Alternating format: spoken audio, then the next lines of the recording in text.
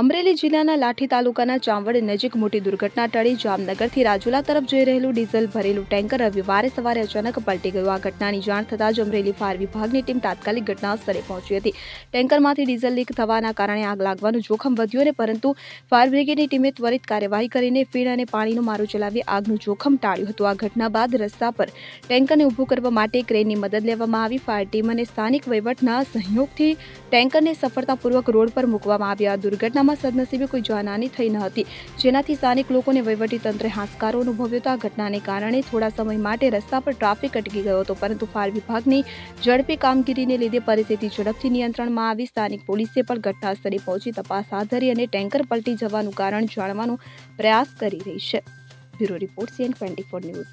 હવે જુઓ દેશ દુનિયાની તમામ ખબરો તમારી આંગળીના ટેરવે। ઉઠાવો મોબાઈલ અને ગૂગલ પ્લે સ્ટોર પરથી ડાઉનલોડ કરો અમારી CN24 ન્યૂઝ મોબાઈલ એપ।